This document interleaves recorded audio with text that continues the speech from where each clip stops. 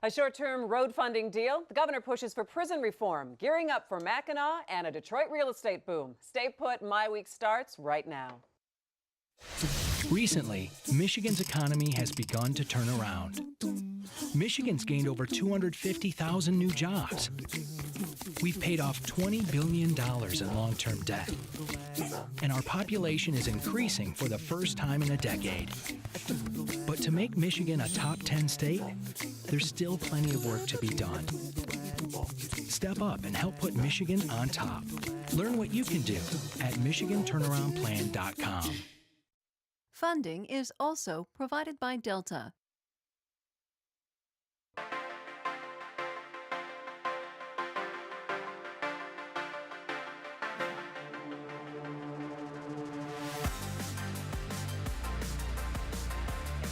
Good evening, and thanks so much for joining us for MiWeek. I'm Christy McDonald. We've been talking about the bad condition of Michigan roads for quite a while, and now the legislature and Governor Snyder have reached a deal on how much money will be used to fix up the state's roads and bridges, but it's only a drop in the bucket for the total amount that's needed. Coming up, we're going to take a look at this short-term answer for road funding and how it impacts other state spending. Also, Governor Snyder calls for a major overhaul of the state's criminal justice system. His recommendations include sending fewer people to prison, plus there's plenty on the agenda at this year's Mackinac Policy Conference. We will have a preview for you. And developers are investing in Detroit at a rapid rate, but can the city meet the demand? It is all coming up for you on MiWeek. But we do start in Lansing, where Governor Snyder and state legislators have agreed on target numbers for the 2015-16 budget. Now, the deal includes $400 million from the general fund for short-term road funding. However, that means spending will be reduced in other areas. For example, film incentives will be cut in half to $25 million. Lawmakers agreed that something had to be done quickly to fix the state's crumbling roads and bridges following the overwhelming defeat of Proposal 1. But a long-term solution for road funding still has to be found, and that's where we begin our discussion with our MiWeek contributors Nolan Finley of the Detroit News and Stephen Henderson of the Detroit Free Press. Hi, guys. Hey. How are you? Well, you know what? Road funding deal, $400 million. It's a start, right? No, this is exactly this is exactly what shouldn't have happened. It's a patch, and it allows them to pass a budget and get the budget done without once again fixing roads or finding a solution to the larger road issue. The governor should have not allowed these folks to go home this summer until the final solution on roads was put in place, and that's $1 billion issue. That's not $400 million that they sort of grab from here and there. A lot of it fake money, a lot of it not really gimmicks and will never really materialize. This is what we've done for years, and it's why we've got lousy roads. So last week, the Revenue Estimating Conference came out and said, hey, we've got a little extra funding. So that's where some of this money is going to be coming from, Steve. Yeah, but the key word there is estimating. That happens every year, that they say we're going to have this much of a surplus, and then when it actually shows up, it's almost always a little less, if not dramatically less. So last year it was a deficit. It was a deficit instead of a surplus, and so this kind of hope for budgeting.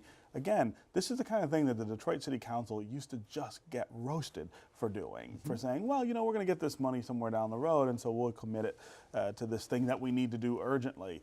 This is not how you plan. This is not how you build a state that people want to invest in. And the governor should have really put the screws to the legislature to say, this is not good enough. $400 million, you could spend that in a weekend in southeast Michigan and not know the difference. Well, he should have never allowed them to pass a budget, to get a budget in place that didn't include a comprehensive solution, because now they've got the heat's off, the pressure's off. This will get them through the summer, get a little road work done here and there. Right. The numbers don't get better the more you do this. You spend $400 million on roads, that's patching roads. That's not rebuilding. That is rebuilding. not doing anything that, it's again, you've blown a tire and you're just trying to slap some stuff on it. That's right. So the number that was $1 billion, $1.5 billion, to really fix the roads probably becomes $2 billion by the time they sit down and actually hammer out a solution. So, we're not saving anybody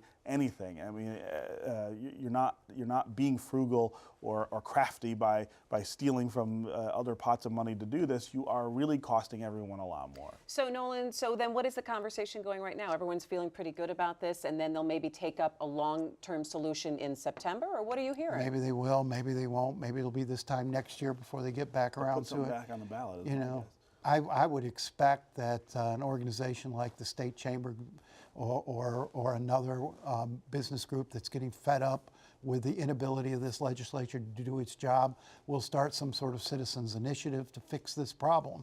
Wait, so you think this is going to go back to the people? think When at this we point- talked Not about necessarily proposal, on the ballot. okay, because when we talked about proposal one, and when it was voted down, I said, would this go back? Will we have to make this decision again? And you guys said probably not. No, but now you you're could do saying- a citizens initiative that goes to the ballot sort of as a last that goes to the resort. ballot, yeah. Well, not if the legislature passes it. Well, I see what you're saying. Getting them a bill in front of them that they would then pass. They have to instead either They would go have to up or down. instead of going then And to. that was sort suppose of you could do that. That was on the table by the state chamber at one point when they were trying to put a little pressure on the legislature. I would expect it'll come back. I don't think people who have to make their living off these roads are going to tolerate this much longer. I think it's irritating that we've talked about this now for so long and 4 for years. months. Okay. 4 years. Okay, 4 years. It was right 2011 when the governor gave his Put it in his State of the roads State address. Yep. speech and said we need to. Then it was $2 billion that he was asking for through the fees and some taxes. It's ridiculous that we're still arguing about it. All right. So what can we see now, Nolan?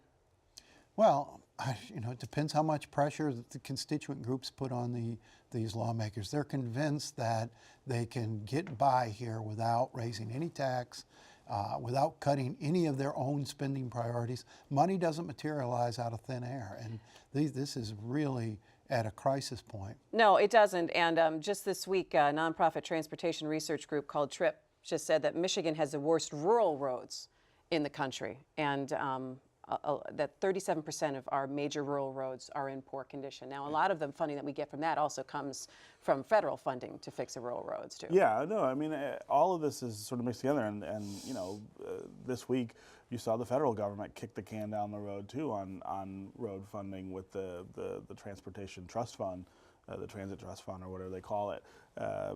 There isn't a long-term fix for funding that.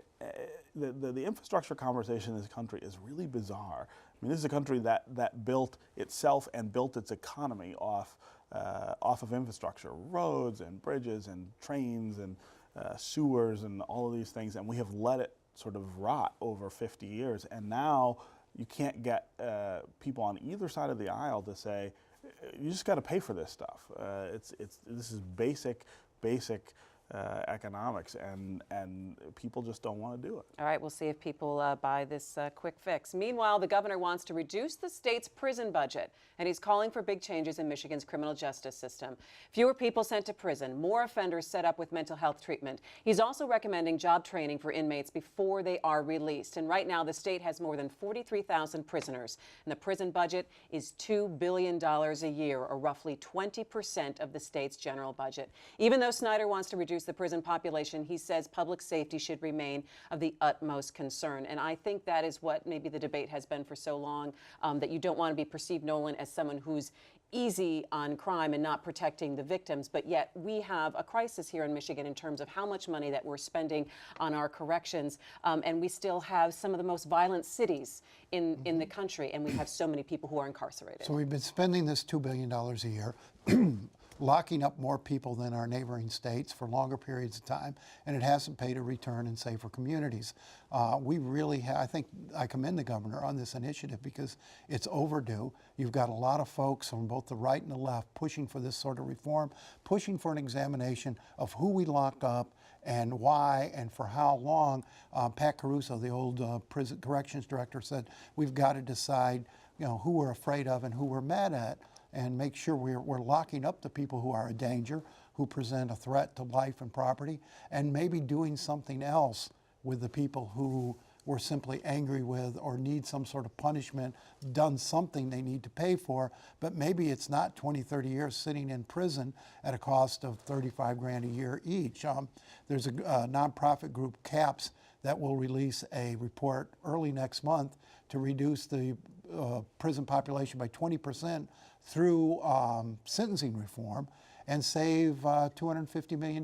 Well, there's some road money if you can pull off that savings. All right, so Stephen, there's so much to this that the governor laid out, everything from sentencing reform to taking a look at police forces and the racial makeup of a lot of police officers in this state. And so this is really a wide range policy initiative. What stuck out to you in this? Well, I mean, what sticks out to me about the corrections problem is that we have a very strange system in Michigan where it takes a really long time for you to get to prison in the first place. I mean, you can, in most jurisdictions, you're committing crimes more than one time before they send you. But once they send you, you go for a really long time. I mean, longer than you would in another state, and you serve more of your sentence than you would in these other states. And so you've got this weird sort of problem on both ends, one on the front end and one on the back end.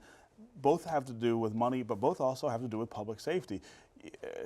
Some people probably should go to prison a little earlier than they do right now in Michigan. Other people probably shouldn't go at all. But on the back end, everybody should probably serve less time. And so it's a complicated issue to talk to people about or to get people to sort of rally around a central point because it is so complicated and we've made such a mess. And you're already getting pushback now from the sheriffs and the law and order folks, and nobody really wants to sit down here and take a rational look at whether or not there are people in prison who are no longer a threat. I mean, there's plenty of studies say that after age 50, the recidivism rate drops way down. Yeah. Maybe we shouldn't have so many post-50-year-old people in our prisons if they've been there for a long time. We've got a perverse incentive in Michigan to send people to prison instead of keeping them in the county jail, because if they stay in the county jail, that's on the local budget, right, and these counties can't afford it. Well, that's not a good way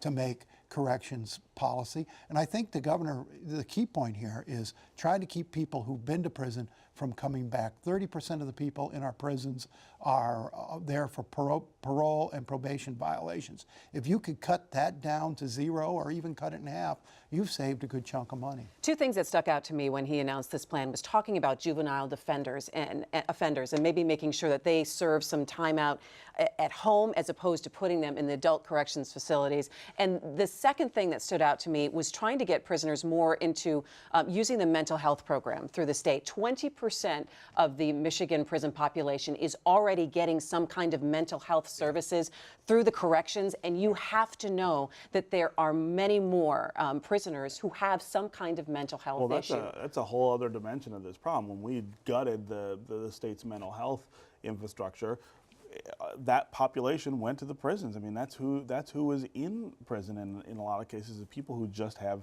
serious mental issues, and there's no other place in the system to deal with them unless they are wealthy, unless they are privately able to pay for treatment. I think if you're going to really fix corrections, you have to start looking at what part of that infrastructure we need to rebuild for mental health as well. Yeah, I mean, that is absolutely true. We're running mental hospitals and nursing homes out of our prisons, and that's very, very costly. I don't know that it has anything at all to do with public safety.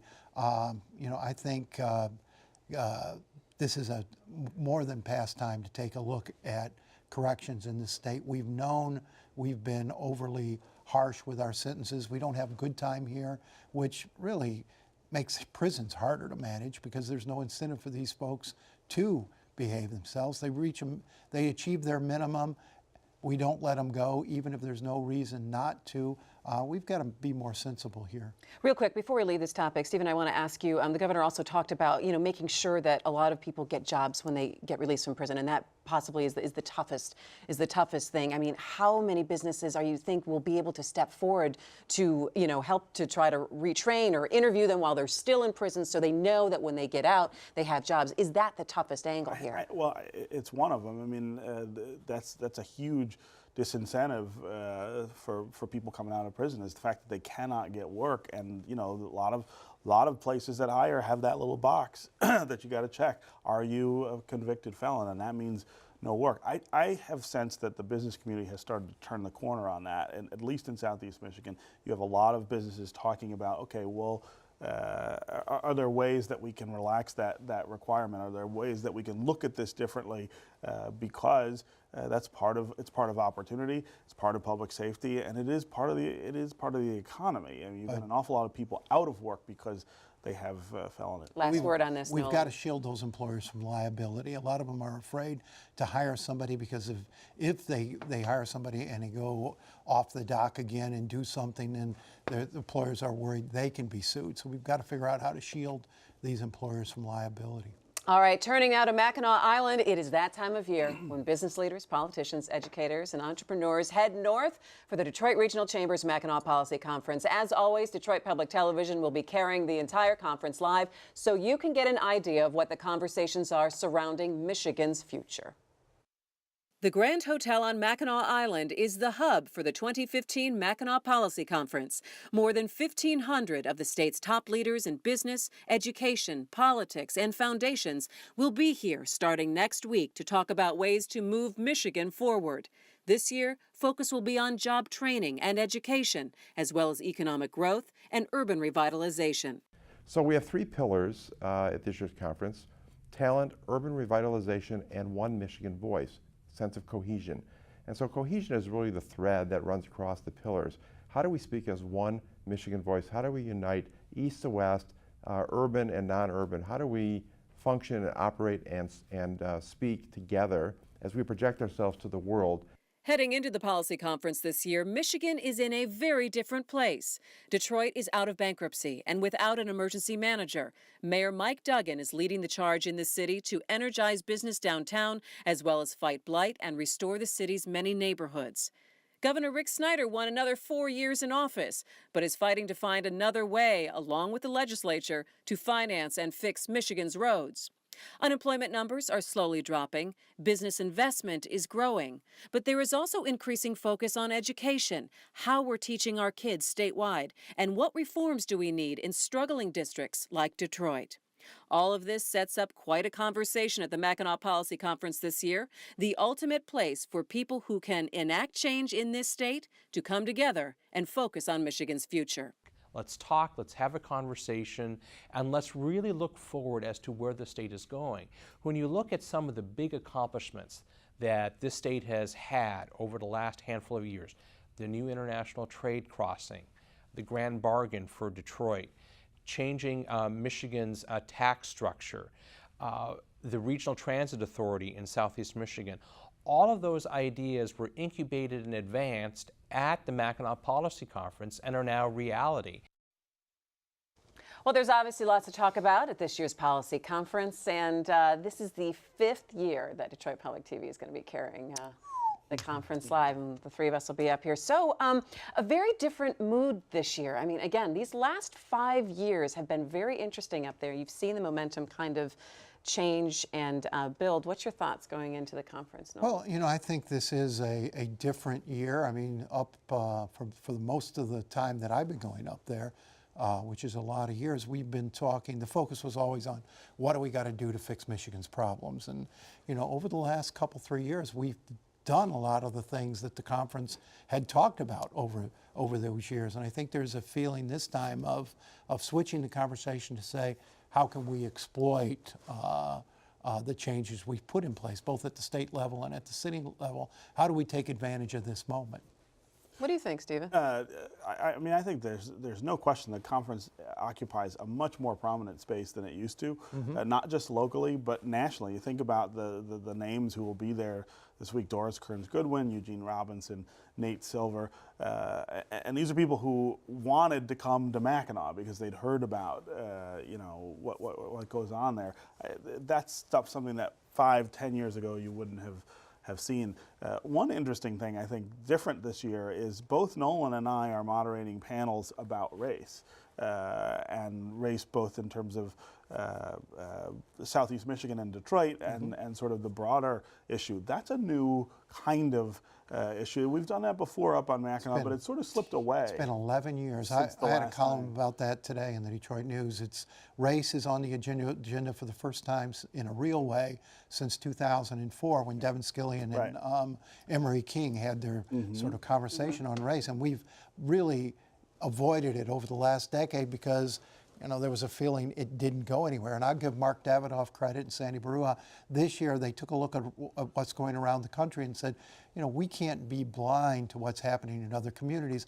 Nobody wants to see something like that happen here because, believe me, it would set Detroit back way farther than it's going to set Baltimore or what have you. And they're addressing it head on. And I think it's really interesting. And I think you really can't underestimate the fact that you have everyone in the state of Michigan who have the power to enact major change all up in one place for 3 days. Yeah. And people say, well, what are they all doing up there? And that's part of the reason why that we broadcast it, to make sure that people can actually see the conversation and hear what people are talking about. But knowing that things actually do come out of this conference and conversations that can be game changers, Steve. Yeah, no, there's no question. I mean, there's a lot of rock throwing that goes on at the chamber about, well, you get all these elites up there and they're just hanging around and riding carriages and things like that. But there's a lot of work that gets done on the island, and if for no other reason than just as you said, that you have all of these decision makers from business, from politics together for 3 days, all kinds of things are possible. There are conversations that take place that wouldn't otherwise, and there are decisions that can get made. And a topic like race, where this is a group of people who I think a lot of people are rightfully saying have been detached from the conversation, it means something to have all of those decision makers talking about that at one time. Now, what comes out of it, we'll have to wait and see. But it's a step forward to say this is on the agenda this year. And it's not a policy-making session. This isn't a taxpayer funding deal, and it's not these aren't necessarily the place where policy gets made. If people wanted to go up there and do nothing but stand around on the porch and socialize, they're paying the money. It's their business. But so much more than that gets done. You do have a lot of side conversations, a lot of people getting together who might not otherwise do so, and talking about solutions. And over the years, this conference has produced a lot of good ideas for solving Michigan's problems. Well, and we are looking forward to it. In addition to our live daily coverage of the policy conference next week, be sure to tune in Wednesday through Friday at 7:30 at night for a special My Vote Mackinac show. We will have interviews with special guests and provide a wrap-up of the day's events. And Stephen and Nolan will be there. All right, and finally tonight, turning to Detroit. Vacant buildings in downtown and midtown have become hot properties for investors looking to turn them into residential, hotel, and retail spaces. Just this week, Dan Gilbert's company added 2 more properties to its ever-growing real estate portfolio. A New York City developer purchased the former Wurlitzer building with plans to turn it into a boutique hotel, and construction began this week on the Capitol Park Lofts project. All right, guys, so is Detroit ready to handle all of this real estate boom? Nolan, let me start with you. Well, yeah, and I think what's interesting about what happened last week is all of these buildings have been sitting in the hands of speculators for a decade or more.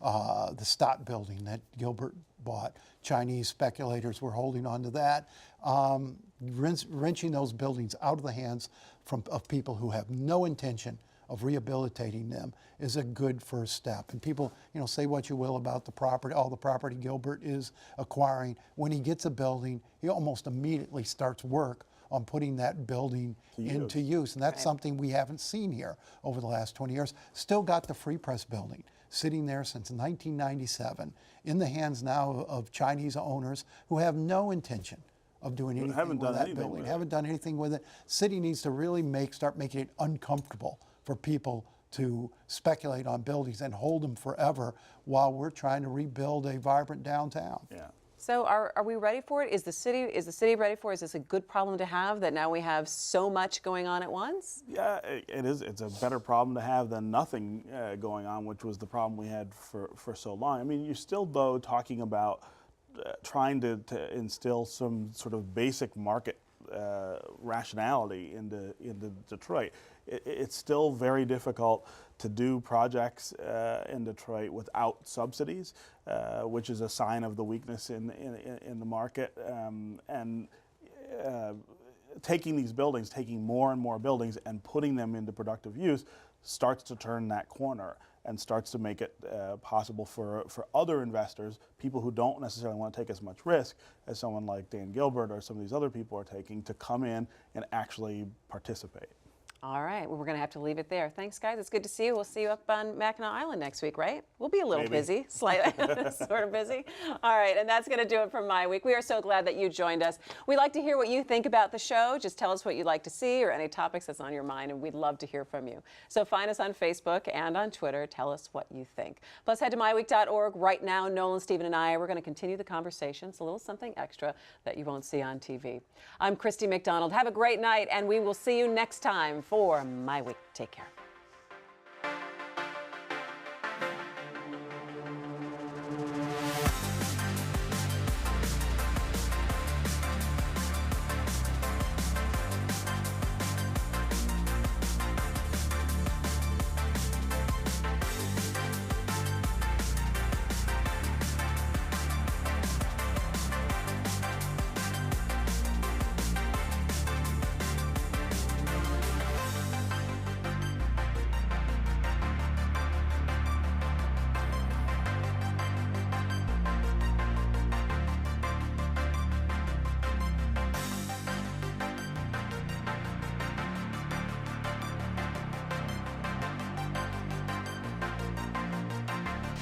Recently, Michigan's economy has begun to turn around.